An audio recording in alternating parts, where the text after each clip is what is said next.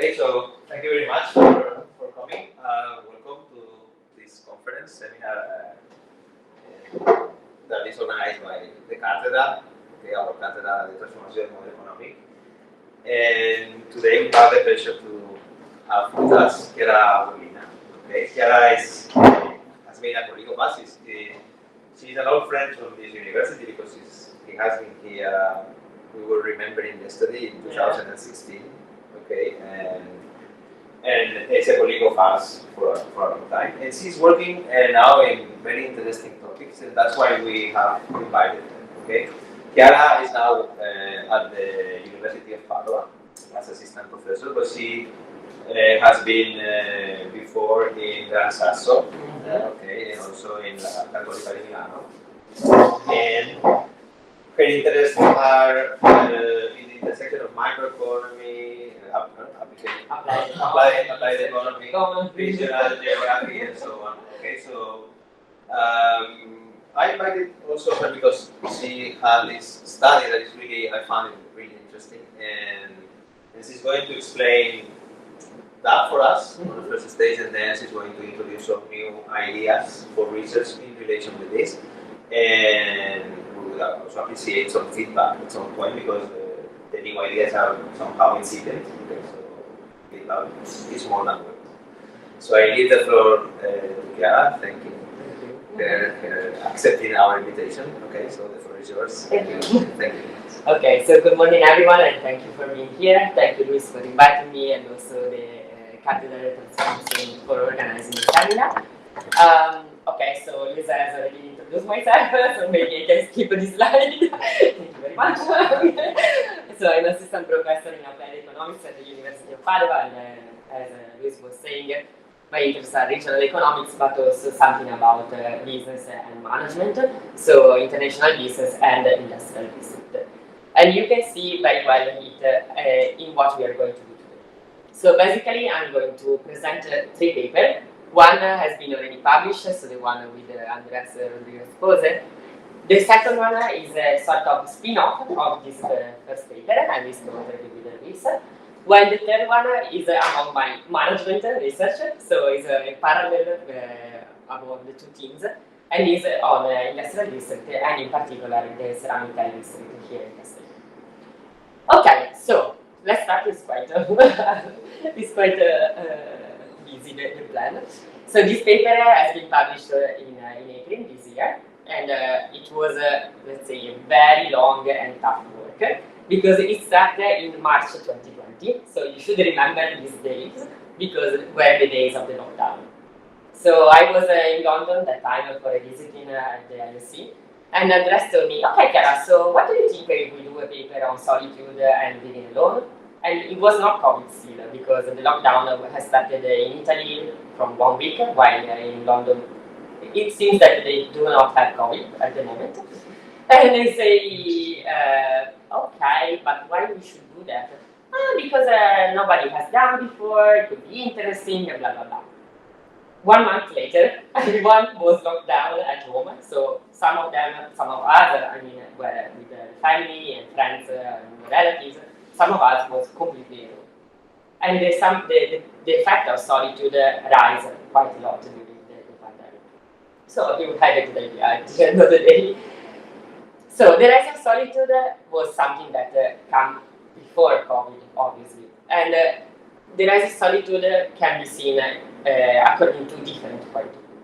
So if the solitude is, let's say, self-decided, so somebody can decide by himself to stay in a solitary, let's say, periods, to think, to reflect, to decide what to do in the later stages of his life. So it could be seen as a good thing. But normally solitude is a matter of a negative thing. So people that do not feel comfortable with others and they maybe have a psychological disease and so on. And obviously, this solitude arises when people are, let's say, old, because maybe they are widowed, because their children went away, but also is a matter of young people, the young generation. So for us, I mean, for researchers, it's quite normal to change our hometown, to move to other universities, and also young professionals do the same. who reach better working position, better salaries, and so on. But also there is another stuff that is, let's say, accompanied by solitude, is the problem of living alone. So when you move, let's say, in another city, or when you are widow, you end up living obviously alone. And also in this case, you can read this effect in a positive aspect or in a negative aspect. So from one side you say, okay, I can live alone in my place, and then I go out and I have a lot of friends. On the other side, you say, okay, I'm living alone, I feel lonely, and the work is dark, and my life is really bad, and so on and so on. So you have this kind of mixed position, and this very interesting book here. So this how the point. Okay, yes. Is this book in 2010, just to give you an idea on how old is the problem of solitude and living alone. Is talking about two parallel lives. So one is an old woman that is recovering in the hospital, and once she gets well, she doesn't want to go back home because nobody is waiting for her. On the other side, you have the doctor. The doctor is a young professional, educated, with a degree and so on, that he doesn't want to go home because he doesn't have anybody at home, because all his life is in the hospital. So you can see the parallel trend between two different kinds of persons. So we say that alone living could be from elderly, but also from young professional, and also the trend, the Eurostat data, are talking about a rising trend also for women. So it's not just related to men, as somebody can think, but also is related to young generation. So we are not just imaging these data, are reflecting these trends. Okay, so for US people, it's much more common to stay alone, to change city, because almost 40% of adults, let's say, are pushed to move and to live alone. And of these 40%, the vast majority are young professionals and have a permanent full-time job. Obviously, we are Italian, you are Spanish, so you know that for Europe it's totally different situation. Even though you can see from this graph that the trend is changing. So from 2006 to 2017, the rise of one household composition is, let's say, increasing of the 2%. Okay. While on the other side, obviously, is decreasing the amount of very crowded houses or very crowded places. Okay, so we move basically to the data. Why? Because there is actually no literature studying the economic effect of solitude and living alone on, let's say, economic variable.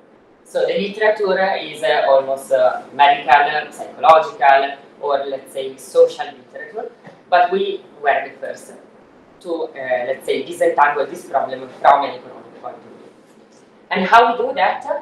We, let's say, analyze the composite index, I'm going to explain you in a while, of sociability for almost 140 regions for 13 European countries. Why only 13 European countries? Because we have data only on these last two regions. And we want to cover economic growth, so our dependent variable is the growth of per capita GDP. Then we have a variable that expresses our living alone, so one person household, the share of one person household. Then loneliness, that is proxied by our sociability index. And then obviously we add some controls to, let's say, avoid common biases. The period is 2011-2017, so I was telling you that this work started in 2020, so we had data until 2017. And we used an Tailored model that is, let's say, an instrumental variable model, because our variable of alone living is a census variable.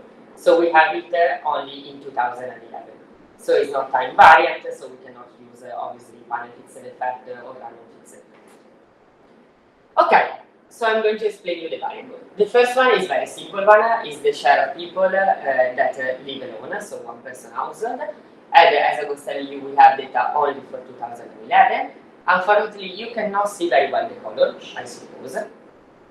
Okay, so I'm trying to describe it. Okay, so is the first thing that comes up to your mind is that the geographical divide. So as I was telling you, obviously, the Mediterranean phenomenon appears a lot.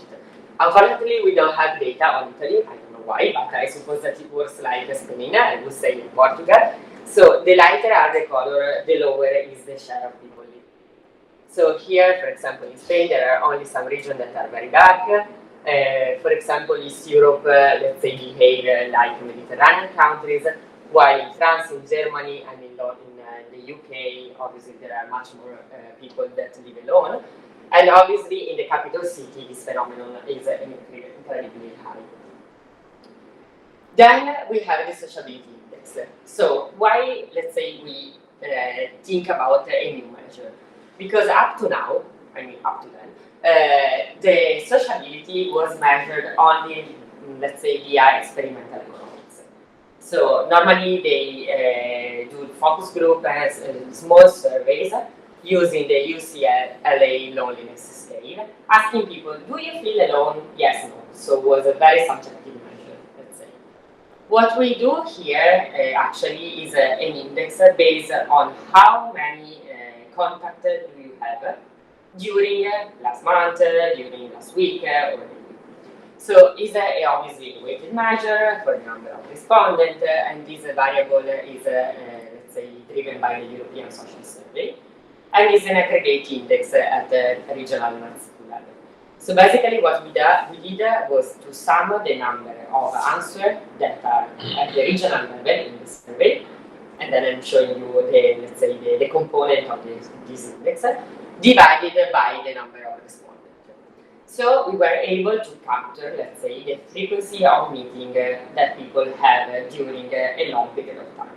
So it's not a snapshot of what you have done today, but is more a panel study.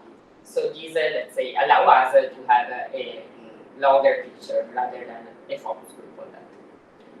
And also in this case, again, you cannot maybe see very well the color. So the darker is the region, the higher is the number of contacts that you have during the year, the week, and so on.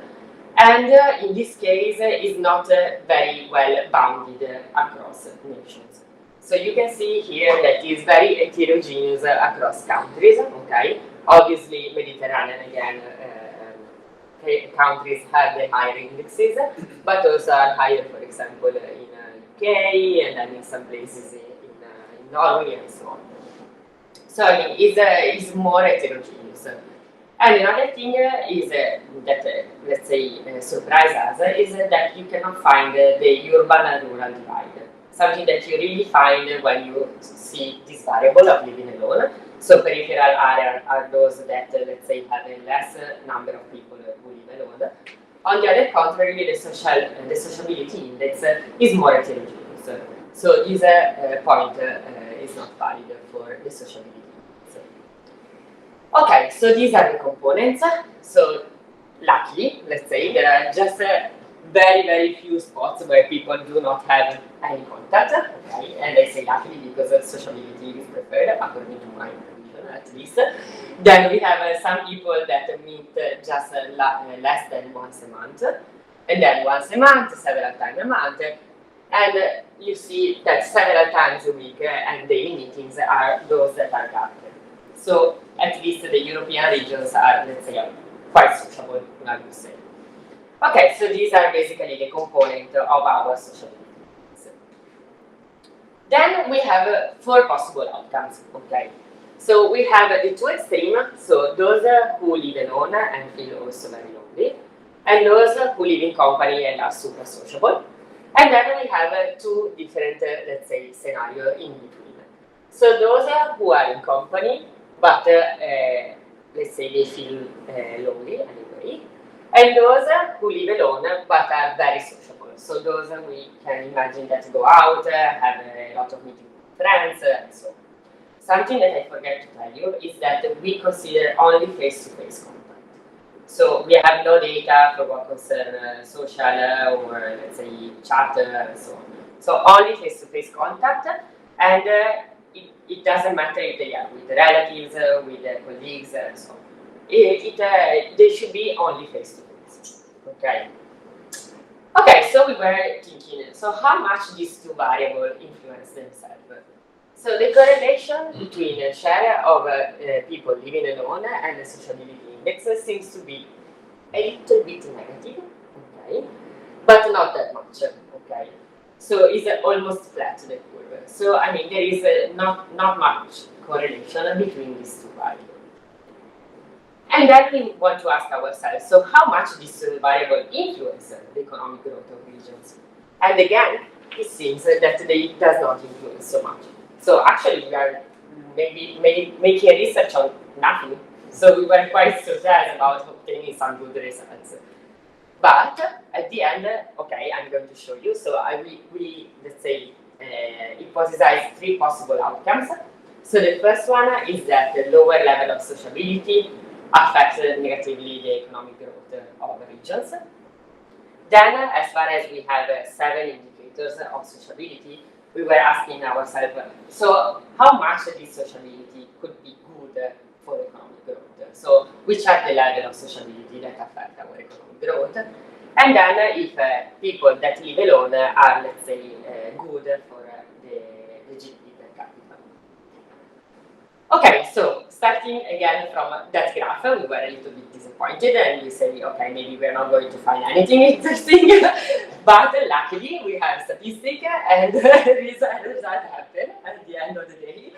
So with the Hausmann-Taylor, we had the first column that indicates only the regional sociability index without the single person household, so without controlling for people who live alone. Then we introduce only people who live alone, and then we put the 2 indicators together. Okay. So in the first column, we see that the regional sociability index mattered a little, but still mattered, for regional economic growth. And we were happy with this result because the GDP, so the controller for the wealth, was good, and also for what concerned the elderly population. So in effect, the elderly population does not contribute to economic growth. We obtained the same result, and this way was good, because living alone seems to matter a lot for the regional economic growth. And again, elderly people do not count for our relation. And when we put the 2 coefficients together, we find that they are both positive and significant. So the famous relation, if we consider both together, they are both important for regional economic growth. Then we use the 7 indicator, okay, so the 7 green map that I showed you before, and we were still even more surprised than before, because it seems that if you are a nerd, you produce a lot. Okay, so if you never go out, if you never see persons, it seems that you are super good for regions. So we are not going to promote this, obviously, because it's quite difficult to sustain. And we were even more lucky when we find this result. So if you meet people once a week, it's still good. And but how much relation do you have? So if you say too much in the bar, something that I really like, maybe you are not so much productive at the end. So I decided to drink less spritz and try to produce more. Okay, and then we put all the 7 indicators together and results hold. So if you have a kind of threshold, so up to 7 or 10 a week is good for regional economic growth. After this, you find a negative result. And as before, the person who live alone are always good for the society. Okay, so basically, conclusion, living alone might not be bad for economic growth, so we have seen that all in the specification of our model, living alone is at this stage, I mean at our stage, is good. And on the other side, it's good to be nerd or geek, but it's not good to be too much, friendly with others. Okay. So what we have done in this paper, that it looks like a joke, but it's not, is actually that we were the first who tried to give another measure for sociability. So this is our contribution. Obviously, we are not able to give a very good policy implication apart to, let's say, the finance and the funding of people who decide to move for job reasons or for other reasons. But obviously, we are not able to say, okay, now you have to psychologically cure those who have loneliness and solitude as a disease.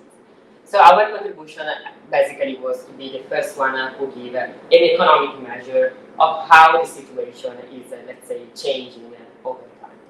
Okay. Okay, so thank you, Andres, for this idea. It was a very good one. And then from this, we, let's let's say, we had a spin-off, so a spillover of this paper with Luis.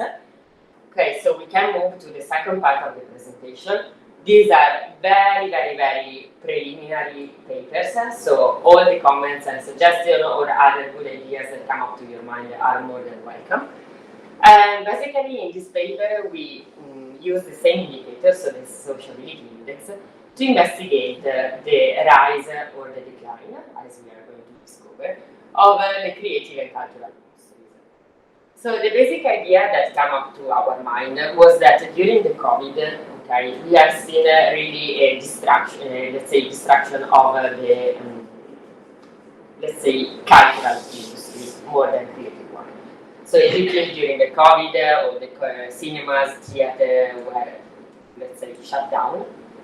And they were the last industries, the last sector that government, at least for what concerns Italy, decided to invest to restart after the COVID, because obviously there were many problems that were more important, let's say, than the cultural sector. But this was true only for some of this cultural sector. Because if you think about the lockdown and let's say who has children maybe experience much more. Children during the lockdown play a lot of video games, see a lot of movie series, movies and so on. So some industries were severely hit by the lockdown, others on the other hand expand their revenues and their production. So obviously television program, gaming and digital experience rise a lot during the COVID. But luckily COVID is over, okay? At least we hope so. In Italy it seems that not, because we are facing another wave of COVID. But anyhow, let's say in normal times, people, especially after COVID, restarted to go out a lot, okay, to recover from the period of the lockdown. So obviously this is good, okay, for what concerns the cultural and creative industries, because if you go out, you can say, okay, let's go to the cinema, let's go to the theater, or let's go to the restaurant, and so on. So the cultural and creative industries is moving once again. Okay, so what we try to do here is to test if the sociability of people in a certain way affect the let's say, the development of the cultural and creative industries. And up to now, we have a special focus only on the Comunità Valenciana, okay? Because this world is quite big, and what we hope to do is to expand this to Spain and maybe to Italy to have, let's say, a comparison between the two countries. Okay, so as you can see here, these are the number of employees of the creative and cultural sector. We use the industrial code, let's say, developed by the Chiara definition that define the core industrial, the core creative industries, the cultural industries, and then the related sector. I'm going to show you this definition in a while. So these are all the, let's say, firms in the Comunità Valenciana, so provinces of Alicante, Castellón, and Valencia. And this is how the number of employees evolve over time. And you can see here that there was an amazing increase after, let's say, the economic crisis, okay? Obviously until the 2020, even though the situation seems to be slightly over, okay? So we extract this measure from the Orbis Bureau Online databases that obviously, I don't know if you are familiar with, but it reports the financial and performance characteristics of companies. Then we have the European Social Survey for the Sociability Index, as before. But luckily, they have uploaded the new data. So we were able to compute the Sociability Index from 2008 until 2018, this time. So we have, let's say, a force lag on our performance variable that could be good also for the economic analysis. So the performance variable goes until 2021, while the sociability index stopped in 2018. So for this reason, okay, so we don't consider at the moment the living alone variable, as we have done before, for two reasons. First, because I don't want to work on census variable anymore, so I'm looking for other variable that cover all the time span. That's a very fair reason. Because obviously, if you have a tiny invariant variable, you are very, let's say, restricted for the econometric analysis. So I have two ideas in my mind to, let's say, overcome this problem. One is to use the variable from the European Social Survey, because the European Social Survey also asks you if you are living with someone else. But again, is let's say a survey variable, so you have to weight the variable, blah blah blah blah. On the other side, I'm looking on Eurostat if there is a variable that is not census one. The only thing that I find are the composition of household at country level.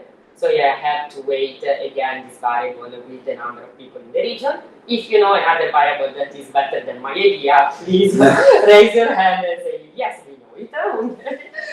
So at the moment, living alone is not here in the analysis, and the other way to capture, let's say, this living alone is I have to find the household composition, like you are married, you have children, and so on. So still, I have to explore this. This is the reason why I say that is really a working paper. Okay, so these are the three sectors that I was telling you before. So the first sector is the pure, let's say, creative industries. So creative art, entertainment, libraries, museums, and so on. Then we have the cultural industry that is more on, let's say, motion picture, video, so the famous gaming industry that I was mentioning you.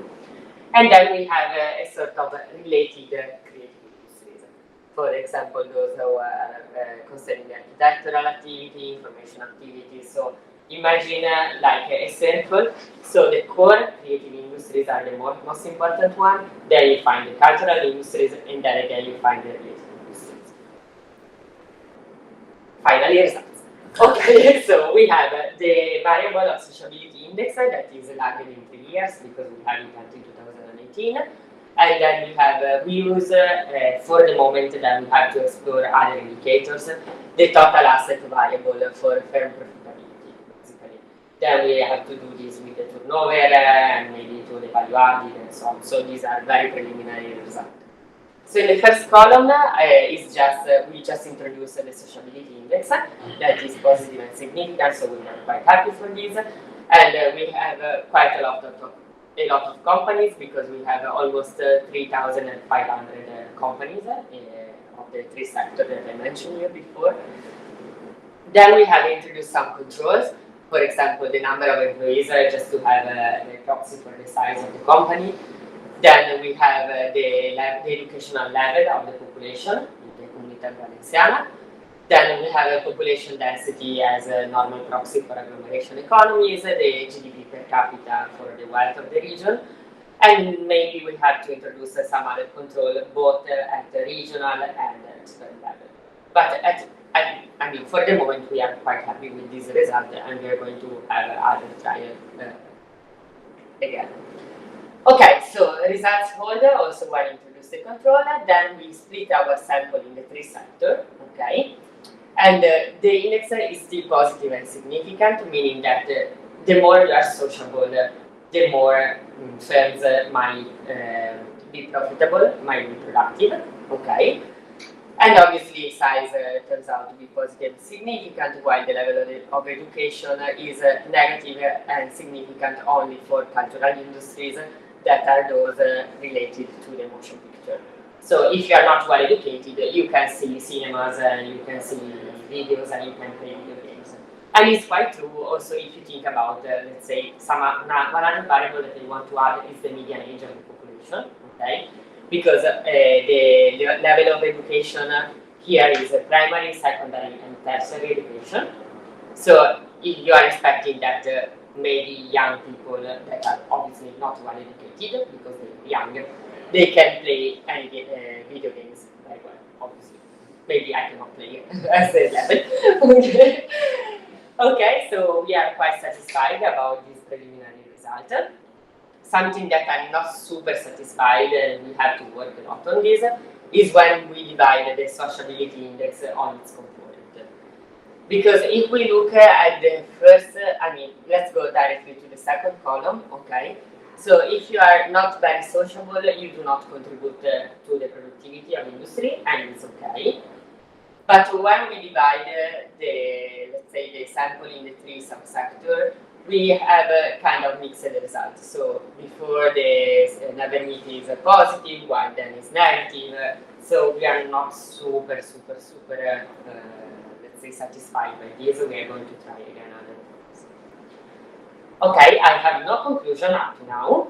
Okay, but I ask you a lot of suggestions that you can give me after or now or whenever you want. Okay, so this is just a very preliminary, let's say, version of the paper.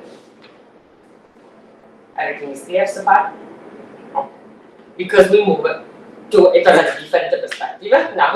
Okay, so stop with sociability. We are almost all sociable. Okay, so we can move to industrial cluster.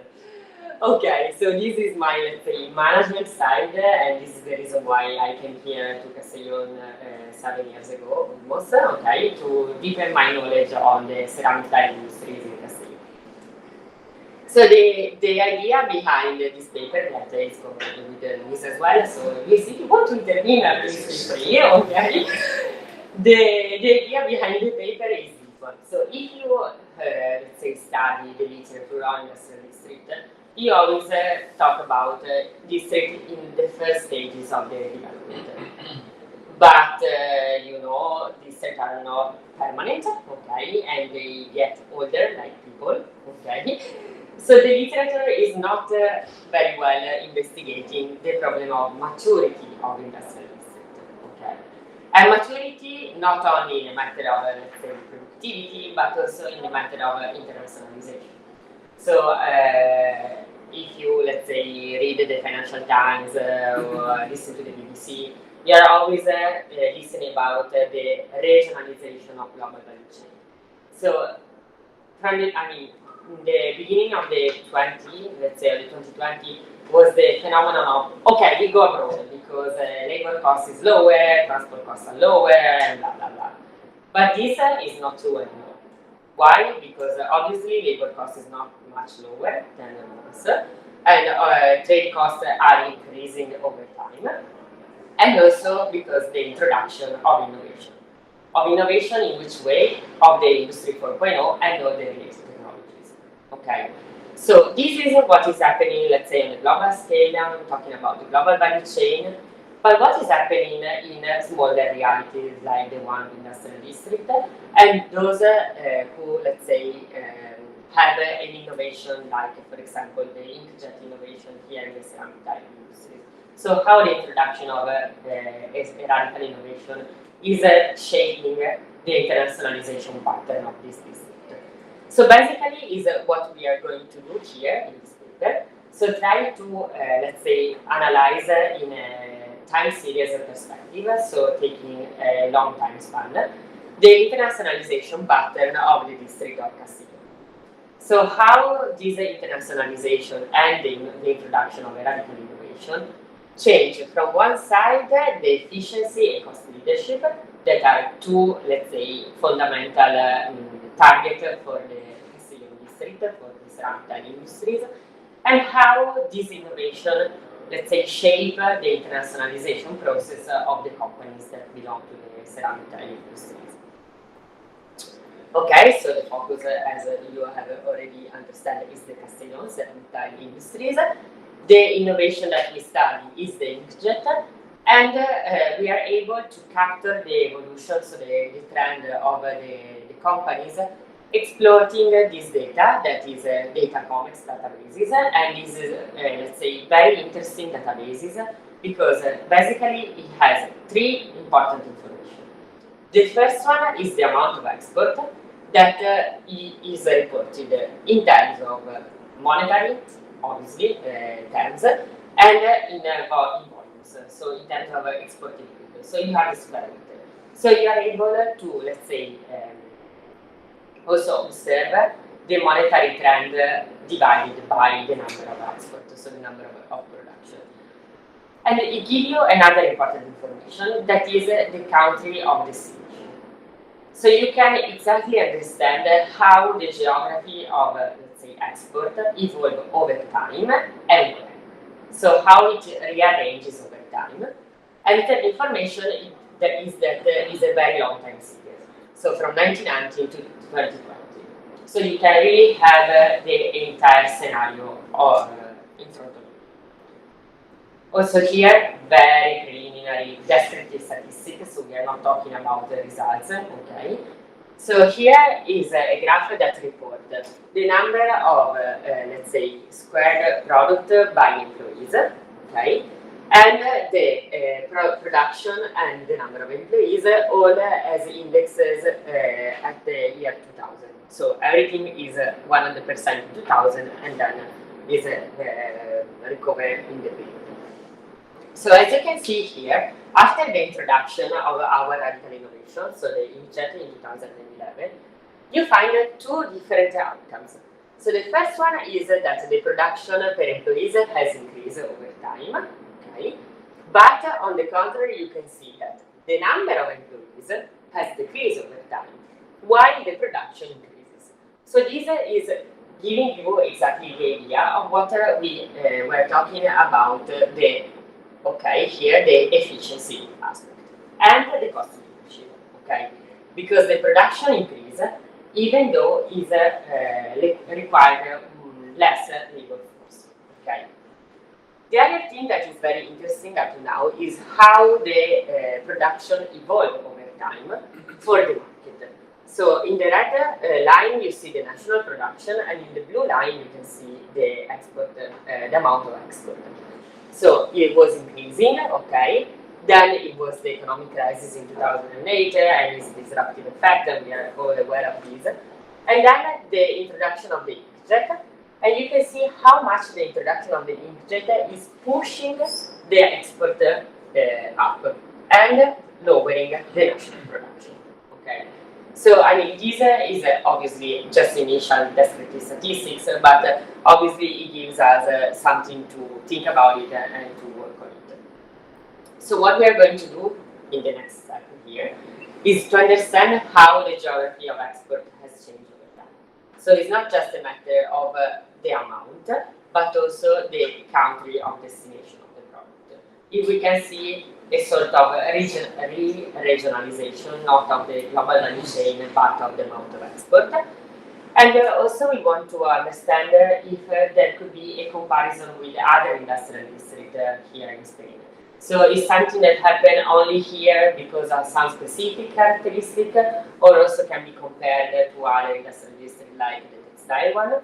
So probably we are going to explore this comparison between the two sectors. Okay, I hope that I didn't stress you too much, and you will be still sociable after this presentation. And thank you a lot for your attention.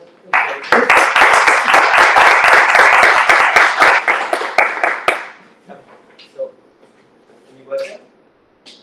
Comments? Okay, please. Yeah, I have a couple of questions. So first of all, thank you for the presentation. It's very nice, the two papers, or the paper and the two ideas. I have some doubts and some comments. Maybe you are also trying to work on this in the first paper. So you are saying that you are trying to make an extension of the paper and other ideas. It's just a few things that maybe would be interesting to consider and to think about.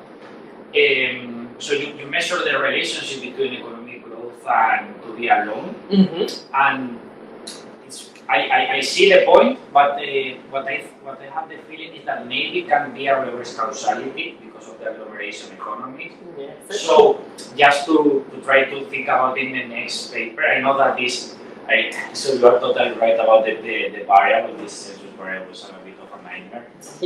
But just, you know, if you want to extend it, it would be interesting to see about the mechanics, because it seems that people is living alone because they are moving to agglomerated cities. So that's why they are growing, not the other way around. Maybe, I don't know. It's just to think about that.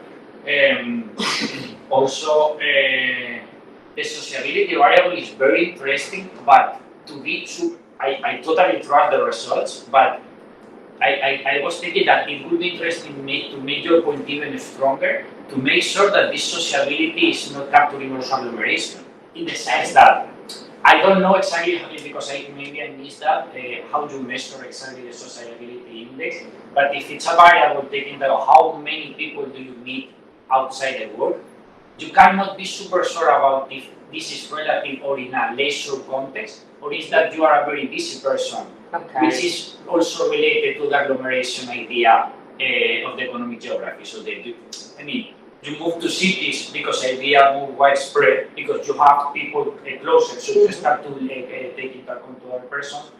So, and that's related to the second paper idea. The point to divide the variable, it can be interesting, but it's going to be probably difficult because probably in this model there are a lot of variables that are missing because it's very micro, so it's difficult to. But as you have very good results, what I will do is that, okay, the results, the relationship between social indicators and all these variables are significant and positive, which makes sense. But make sure that this only happens in this industry. So you are not measuring agglomeration economies. So you know what I mean? For example, if you will have other variables and the dependent variable will be linked to other total industry, which has nothing to do with sociability, and you get a no significant effect of the L3 social index, you can be saying, no, this is measuring sociability, not agglomeration economies. So that's what I would think if I would be reading the paper. Because I think what you are doing is interesting, but I have also from experience that when you try to decompose a variable, you get very, because it's difficult, you have very micro data, so you are probably missing a lot of things. But what I would have tried is to check in the agglomeration economics literature. If you have, do you have some kind of variable apart from the relative industry employment? Yes. If you have some, I would try to make as a robustness check or a placebo analysis. So I'm seeing this effect only in this industry, so I can confirm that I'm not measuring agglomeration, which is. I don't know if I make. I'm waiting that you finish that. No. It's that I will try to use this kind of variables to make an alternative to make your point even stronger, because the results look interesting. Okay, so we introduced a population density here and there, so even before to take into account the agglomeration effect, let's say. No, absolutely.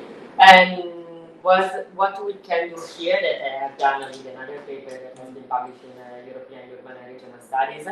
There we had the fair performance and the level of complexity in the region, and there we applied a multi-level model. So we have, let's say, the two level of analysis, firm level and regional level, and these help us to, let's say, mitigate for possible bias. Let's see. What you asked about the best causality, I think it was the second question of one of the reviewers, so maybe you were one of the reviewers of our paper. Yes, obviously, the answer that we gave him or her was that it is difficult to think that there can be a reverse causality among these relations. First, because we are not, let's say, measuring the causality of our study, we are just giving an idea and a correlation. Secondly, it's difficult to think that because the GDP of region is high, you can go to development. Sorry. Because you were saying because it could be the other way around. Yes. So because the let's say regional GDP is high, you can go to development. It's quite difficult to think, let's say, in economic and also common things. So it's much more that you can go to live alone because you are a professional, you have a lot of money, blah blah blah, and you contribute to the rise and increase of GDP per capita. So reverse causality was difficult, let's say, in this way, also to think about. You got it? No. It's just a suggestion. It's because in my mind it makes sense somewhat because, for example, imagine that you are living in Castellón, you are in the industry, super high industry, so you could live here with your friends or your family or whatever. But if you are high educated, the more likely you are going to go to places that have some economic dynamism, Yes. like Madrid. So Yes. it's very more likely that you are going to be living alone there because you are not, and these are the places like attract these people. So Okay. you start, is following up the point you made. So you are a young professional and you are a researcher. In the university it works less, but for example, if you are Sì, here, you go to Madrid okay, or yeah. something, and those are places that are very dynamic. Yeah. So that's the way people move there. Okay. So you can find there maybe a high proportion of young people Mm-hmm. below the elderly. I just, the paper is published, so it's not. Sì, sì, no, exactly. So No, we have, no, I we mean, have already asked Exactly, you. exactly. Okay. No, I'm trying to make the point for the following, in case you want to think about, because, for example, you control for the elderly population, Yeah. but also maybe it would be interesting to avoid this comment in case someone gets it. So if you can control for the share of people which is high educated, which is high educated. Okay. So you could control that this is not driven because of the people is there. Okay. Good. You see, it was 1 year and a half Okay, working okay, on this. So, no, yeah, apart from that, Yeah, I know. Okay, thank you. And a suggestion, not on this that is already published. We need something more on this, please. Okay. Or the other one. Any other comments? I was thinking, I don't know if it's the same or not, but did you try to look at the Padrón Municipal that we got here to understand the composition of the house that you want to? No, Okay. I mean, I was thinking about that. It From was mainly municipal, Chiara okay. the one that pulled the data Yeah, because and just to avoid the census. that was. We'll have some other statistics that maybe we can explore to Okay. avoid the census. Okay, perfect. Because From the also nowadays Padrón is very complete. They ask you for your education, for which you live, where Okay. who you live with, So and is all that the data. Ines that Yeah, INE has that data, but I don't know if you need I to. don't The know, point is that degree it's of municipal. The degree of accessibility with, I don't know. Okay. I think we can explore. That's perfect. Okay, so finally we have a sense. Any other comment? I have just one curiosity. Which is your opinion value in the second chapter about Yes. the creative and cultural industries? Yes. How have you measured the dependent variables creative, cultural? And Okay, so I always total asset. Okay, so the natural logarithm of total asset. This is for the overall sample, and this is a logarithm of total asset for the creative firms, the cultural firms, and the related capital. Okay, so So it's always a total asset, but it was easier for me to remember which column was what. So the variable is the same one. I mean, the variable is always the same. yeah, total assets. So I should put like a total sample here rather than total asset in the column. Okay, because I thought that it was number of creative firms. No. And in this case, maybe a count model it would be more convenient, but No. It's exactly. It's I mean the total asset. So to measure, let's say, the financial profitability of firms, and then we have revenues, we have ROE. So we have various indices, and we are going to try all of them again. So yes, but maybe you're right. I mean, we can also measure the, let's say, the birth or the death of a new industry. So yeah, the number to see rather than the profitability, the expansion or reduction of the sector. Yeah, okay, this is a very good point, thank you. Yeah, and also having count model could be easier. Yeah. Any other comment? Question? Thank you for the presentation. That was very great. Part of idea. I have a question about the classification. Why you divided to we have different type of classification. This is related to the state or No, this is a classification at the European level. So you have 4 classification for the cultural and creative sector, but we employ this because it was the, let's say, the broader one. because otherwise you can see the cultural and creative industry split into many subcategories. So at least with this we are able to find three main, let's say, boxes. Okay. Otherwise we should have like 7 columns, and the sub-sample are too small. So we adopted this, that is a European level classification, so it's very well known. And, maybe we can also try with other classification, or just focuses on some sectors, some specific sectors, rather than. As I understand, in each country, data set related to those classifications that they country define for yourself. No? Yes. And I'm curious how you can match the data set with this classification. Okay. So this classification is at the European level. So it's valid for all the countries that belong to the European Union. And we, let's say, each of these sectors corresponds to a particular NACE code, okay, that is the same for all the European countries. So if we use this matched with the NACE code, you find a very strong and robust specification, let's say, to divide the cultural and creative industry.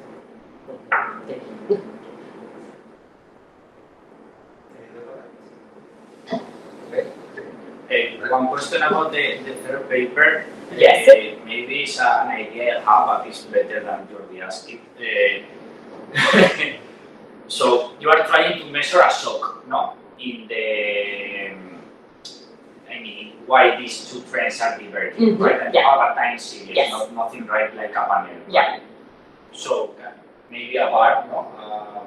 I mean, you can, okay, so I know, I get your point. So it's not a time series, it's a panel. But you can have the same, let's say, methodology as the time series. So maybe what we can do here is a co-integrated analysis and then move to a dynamical less and so on.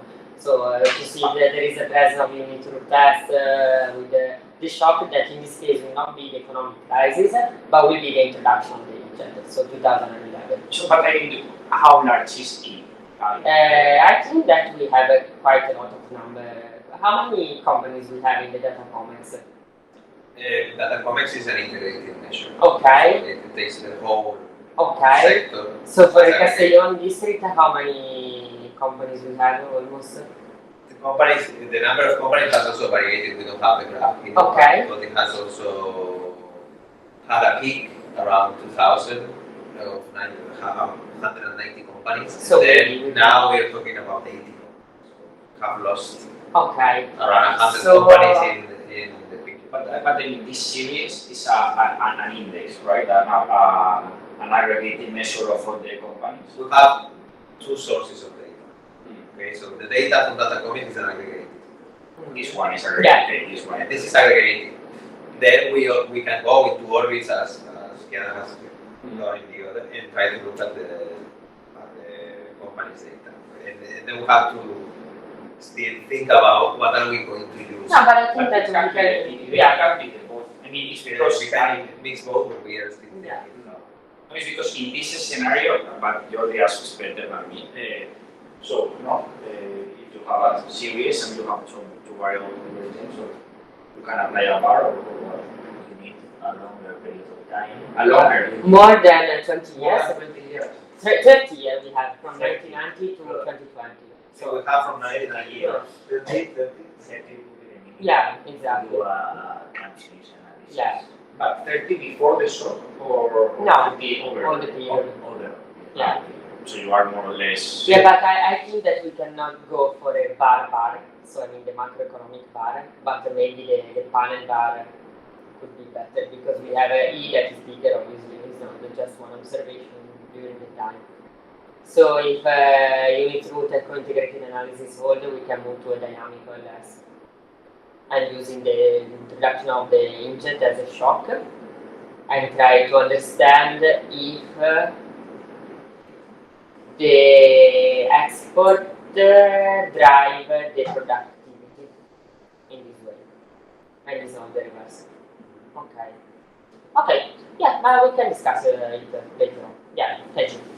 Okay. Thank you so much. Thank you for coming.